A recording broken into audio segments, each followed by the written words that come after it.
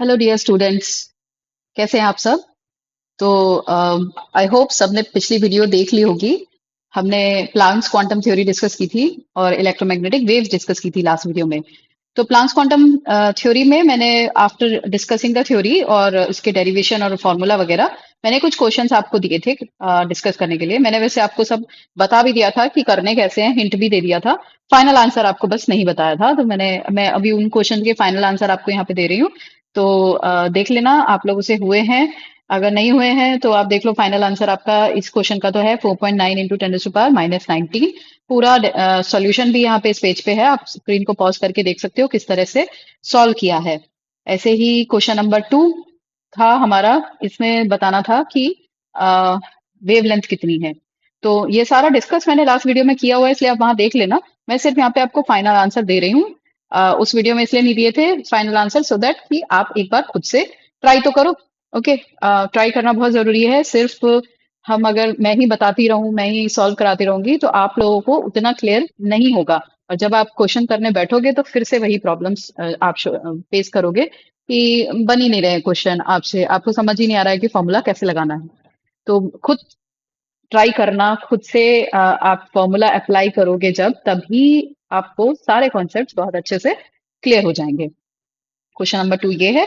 फिर last 3 question ही कराए थे मैंने आपको, तो ये लास्ट क्वेश्चन का आंसर है। इसमें आप ध्यान देना, मैंने आपको बहुत सारा ये चीजें जो सारे पैरामीटर्स थे वो मैंने राउंड ऑफ करने को बोल दिया था, क्योंकि कैलकुलेशन इजी हो जाए, जिससे कि क्योंकि हम हैं नीट के स्टूडेंट मोस्टली।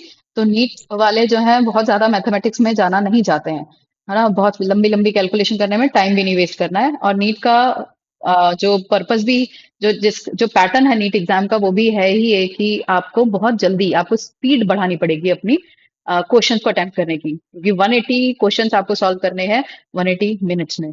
तो it's going to be a difficult task. तो मतलब आपके लिए, आपके पास ऐसे ट्रिक्स होनी चाहिए, आपके पास ऐसा वर्किंग मेथड होना चाहिए जिससे कैलकुलेशन आपकी सिंपल से सिंपल हो जाए और आप जल्दी से जल्दी उन गिवन ऑप्शंस में से ये जज कर पाओ कि कौन सा ऑप्शन करेक्ट है। क्योंकि हमें पूरा डेरिवेशन या पूरा कैलकुलेशन करके दिखाने की जरूरत नहीं है, हमें सिर्फ सिर्फ और सिर्फ वो जो गिवन 4 ऑप्शन है उनमें से कौन सा ऑप्शन करेक्ट है, हमें उस पर ध्यान देना है। तो इसलिए मैंने इस क्वेश्चन में देखो, यहाँ पे आपको एवोगैड्रो नंबर का 6.022 की जगह मैंने बोला था 6 ही कंसीडर कर लो। और यहाँ पे जो है इसको, ये प्लैंक्स कांस्टेंट को 6.626 की पूरा अगर कैलकुलेशन करने बैठेंगे तो बहुत सारी मल्टीप्लिकेशन हो जाएगी। तो इसके लिए सिंपली 6.6 कर लो। और यहाँ 5.01 को तो आसानी से हम 5 भी मानेंगे तो कोई फर्क नहीं पड़ेगा। तो ये सब कैलकुलेट करके हमारा ऑलमोस्ट आंसर आया था 198, जो इस इन गिवन ऑप्शन में सबसे क्लोजेस्ट है 200 से। तो इस तरह से हमें जो है फास्ट कैलकुलेशन और थोड़ा सा अप्रोक्सीमेशन लेके चलेंगे तो हमारा आंसर्स पे हम जल्दी पहुंच जाएंगे। इतना इतना ज्यादा क्लोज ऑप्शंस हमें नीट में नहीं मिलते हैं कि हम बहुत क्लोज हैं, कि बिल्कुल पॉइंट्स में आंसर आ रहा है। तो ऐसा बहुत कम देखा गया है नीट में। तो थोड़ा सा स्मार्ट वर्क करना है, थोड़ा क्लेवरली काम करना है, और हमें ऑप्शंस, करेक्ट ऑप्शन तक जल्दी जल्दी पहुंचना है। ठीक है, तो यहाँ तक हमने लास्ट क्लास में बात की थी।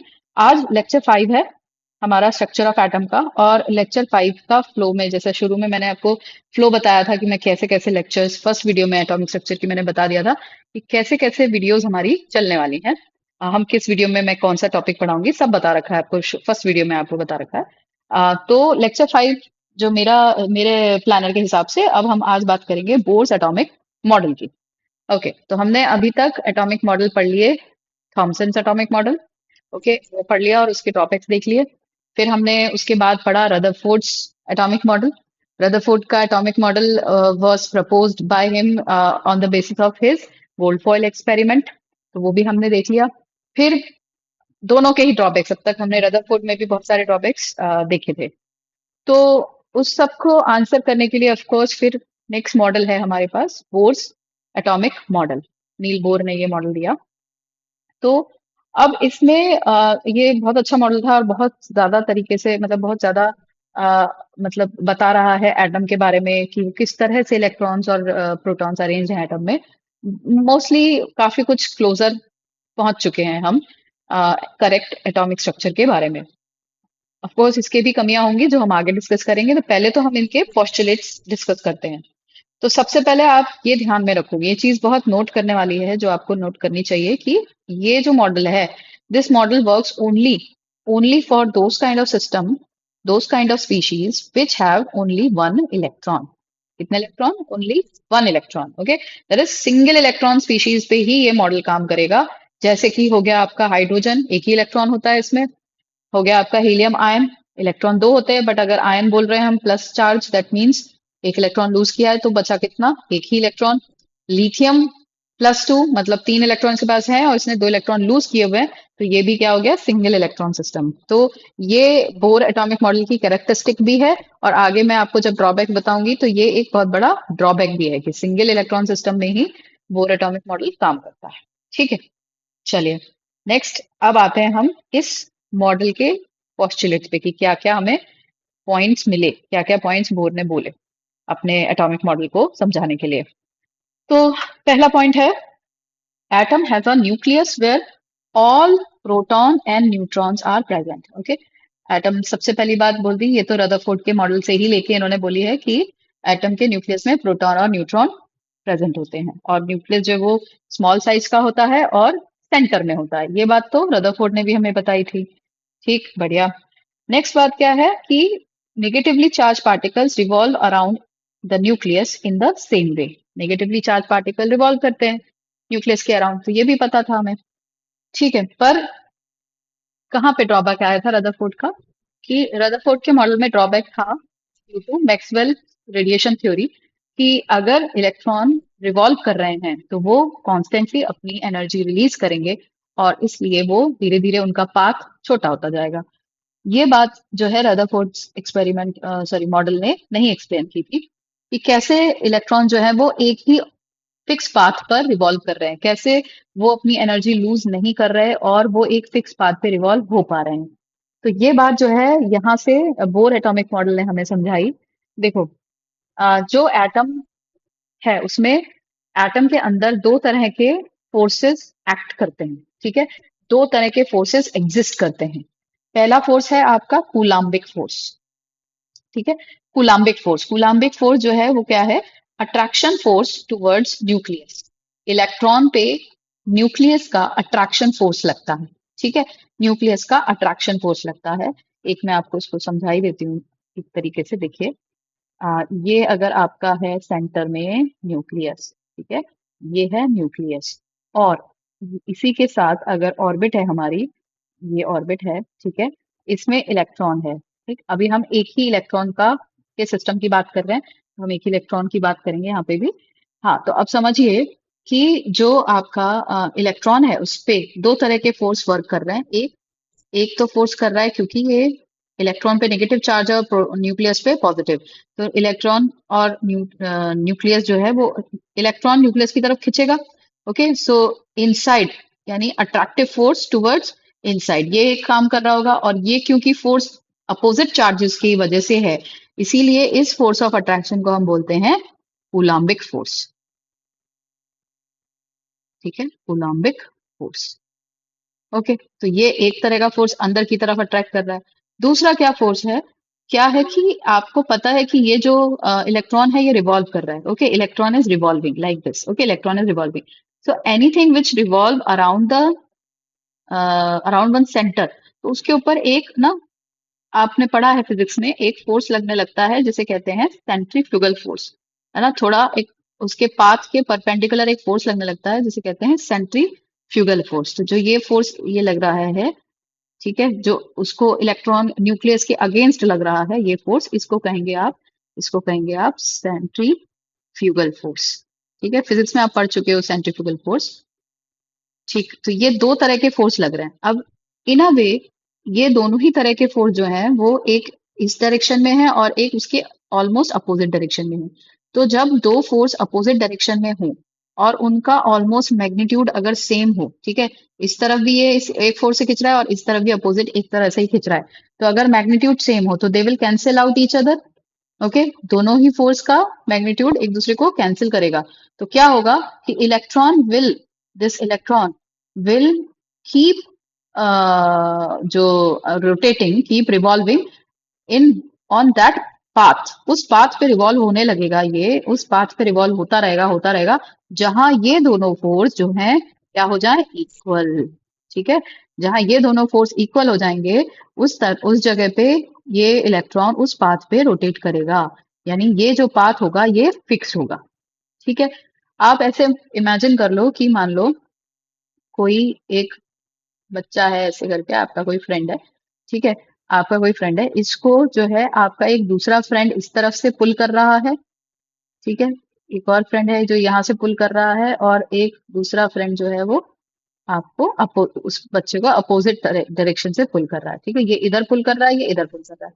अगर दोनों ये और ये दोनों का फोर्स जो है वो इक्वल है, इक्वल फोर्स होगा, इक्वल फोर्स से ये दोनों अपोजिट डायरेक्शन में इन दोनों को, ये इधर पुल कर रहा है, ये इधर पुल कर रहा है। अगर ये इक्वल फोर्स से पुल करेगा तो ये जो बच्चा है, ये जो यहाँ पे बंदा है, ये कहीं भी मूव नहीं करेगा, ना इधर मूव करेगा ना इधर मूव करेगा, क्योंकि ये दोनों फोर्स क्या है, इक्वल। तो वो अब उसकी जो पोजीशन होगी वो फिक्स रहेगी।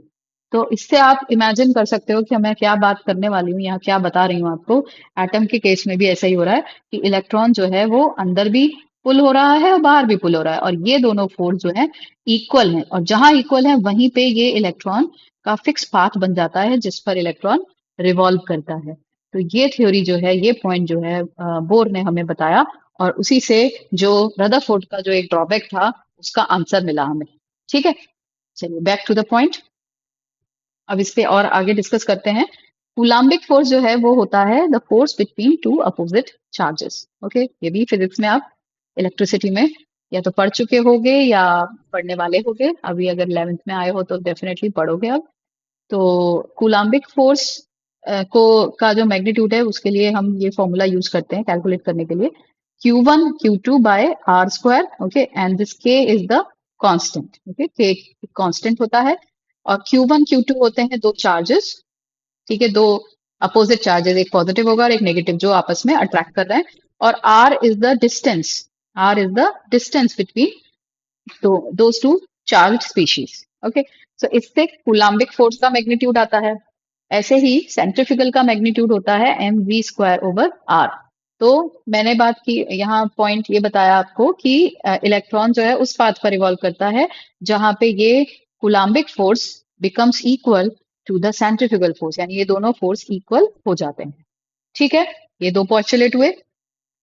तीसरा postulate, electrons have electrons can revolve only in those orbits in which angular momentum of electron is integral multiple of कितना h upon 2 pi। देखो, कोई बॉडी अगर सर्कुलर पाथ पे रोटेट कर रही होती है तो उस पाथ का एक एंगुलर मोमेंटम होता है। काफी कॉन्सेप्ट स्ट्रक्चर ऑफ एटम में फिजिक्स के लगते हैं, इसीलिए स्ट्रक्चर ऑफ एटम को कई बार फिजिक्स में भी पढ़ा जाता है। तो यही बात यहाँ पे फिर आ गई कि भाई angular momentum which is measured by mvr, m is mass, v is velocity and r is radius। okay, so mvr जो होगा किसी भी पाथ का जिस पर इलेक्ट्रॉन मूव कर रहा है वो किसके बराबर होगा, h अपॉन 2 पाई के। h is constant, okay, 2 is constant, pi is constant, इस रेशियो के बराबर होगा ये आपका mvr। ठीक है, और अगर एक ही इलेक्ट्रॉन है तो h अपॉन 2 पाई, अगर एक से ज्यादा होंगे तो n h अपॉन 2 पाई। n जो होगा वो एक मल्टीपल होगा, यानी हर ऑर्बिट का अपना एंगुलर मोमेंटम होगा, और वो एंगुलर मोमेंटम किसके बराबर होगा, h अपॉन 2 पाई के। ठीक है, किसके मल्टीपल में होगा, h अपॉन 2 पाई के, और ये इंटीग्रल मल्टीपल होगा। ठीक है, इंटीग्रल मल्टीपल मतलब n h अपॉन 2 पाई। जैसे फर्स्ट ऑर्बिट का अगर angular momentum h upon 2 pi है तो सेकेंड ऑर्बिट का एंगुलर मोमेंटम होगा 2h upon 2 pi, third orbit का एंगुलर मोमेंटम होगा 3h upon 2 pi. Okay, and so on like that. So ये एंगुलर मोमेंटम एक फिक्स अमाउंट के मल्टीपल में है। ठीक है, फिक्स अमाउंट के मल्टीपल में है, और ये एक तरह के पैकेट्स कहलाते हैं। ठीक है, यही फिक्स अमाउंट कैसा कहलाता है, पैकेट्स। ओके, पैकेट्स, इन्हीं को हमने बाद में आप पढ़ोगे क्वांटम्स कहते हैं। ठीक है, इसीलिए बोर्स एटॉमिक मॉडल जो था वो पहला मॉडल था which has proposed this quantum theory। Okay, ये बात क्वांटाइज्ड एनर्जी की बात, क्वांटाइज मतलब पैकेट्स में एनर्जी की बात जो बोली थी वो बोर एटॉमिक मॉडल ने बोली थी। उसके बाद फिर प्लांक्स क्वांटम थ्योरी ने उसे एनर्जीज के फॉर्म में या उसकी फॉर्मूला या मैग्नीट्यूड निकालने का फॉर्मूला बता दिया। ठीक, चलिए नेक्स्ट हम आते हैं postulate पे. So the orbits in which electron revolve are known as stationary orbit.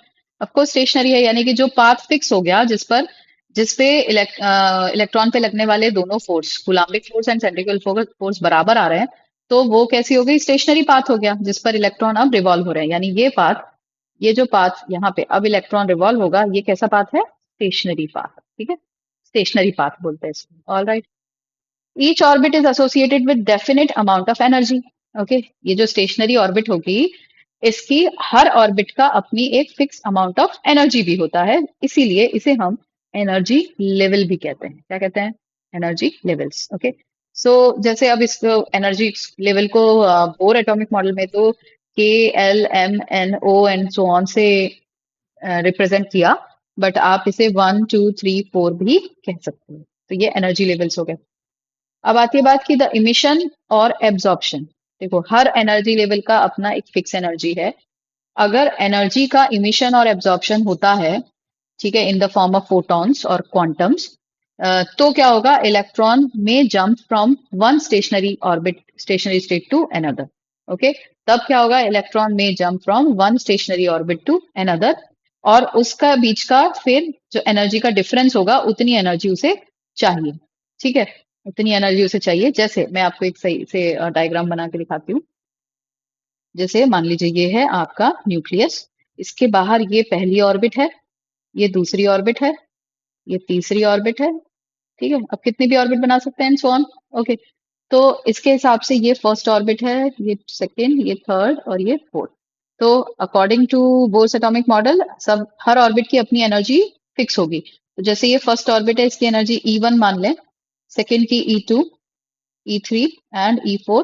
Okay, तो मान लो आपका इलेक्ट्रॉन जो है, इलेक्ट्रॉन अपना है मान लो फर्स्ट ऑर्बिट में. ठीक है, अगर इसको एनर्जी सोर्स से कहीं से एनर्जी मिलती है, तो ये जंप करके मान लो चला गया कहाँ पे, थर्ड ऑर्बिट में. तो कितनी एनर्जी इसने एब्जॉर्ब की होगी, यानी टोटल एनर्जी डिफरेंस कितना आया होगा, एनर्जी ऑफ थर्ड लेवल, क्योंकि जो एनर्जी होगी थर्ड की वो हायर लेवल की वहां गया है, क्योंकि तो वो अब उसकी एनर्जी कितनी आ गई होगी, E3, और कितने से माइनस करेंगे, एनर्जी ऑफ फर्स्ट लेवल से. ठीक है, तो इतनी एनर्जी का जो डिफरेंस होगा वो इस इलेक्ट्रॉन ने एब्जॉर्ब किया होगा, तभी तभी वो इलेक्ट्रॉन जंप करके किसमें गया, हायर ऑर्बिट में. ठीक है, अब यही एक कॉन्सेप्ट और जान लो. एनर्जी जो है, एनर्जी ऑफ ऑर्बिट, मैं लिख देती हूँ, energy of orbits increases as we move away from nucleus. ठीक है, न्यूक्लियस से अगर हम दूर जाते हैं तो एनर्जी जो है ऑर्बिट की इंक्रीज होती है. ठीक है, इंक्रीज होती है. जैसे कि अगर मैं यहाँ इसी बात को और अच्छे से समझाऊं आपको, तो एनर्जी अगर हम सबसे पास ऑर्बिट है, फर्स्ट ऑर्बिट न्यूक्लियस के पास है, तो उसकी एनर्जी कम होगी. फिर हम दूर गए तो सेकेंड ऑर्बिट की उसकी एनर्जी E1 से ज्यादा होगी, और दूर जाएंगे E3 से और ज्यादा, और दूर जाएंगे E4 and so on infinity तक, E इन्फिनिटी. इस तरह से तो एनर्जी जो है ऑर्बिट की बढ़ती जाती है, ऑर्बिट एनर्जाइज होती जाएगी जितना न्यूक्लियस से इलेक्ट्रॉन दूर होता जाएगा. ओके, तो आई थिंक इतना आज के लिए काफी है. इसके बाद हमें next topic bore atomic model को ही हमें कंटिन्यू करना है. हमें बहुत सारे इसके ऐसे फॉर्मूलेज हमें अभी इसके सीखने हैं जिसकी एप्लीकेशन से हम काफी कुछ समझ पाते हैं इलेक्ट्रॉन्स के बारे में. जैसे हमें velocity of electron, radius of the orbit, as well as energy of the orbit. All these we can calculate by given formulas from the Bohr's atomic model. But आज की ये लंबी हो गई वीडियो, इसको हम डिस्कस करेंगे. अब ये मॉडल वाले, ये एप्लीकेशन वाले पार्ट को डिस्कस करेंगे नेक्स्ट वीडियो में.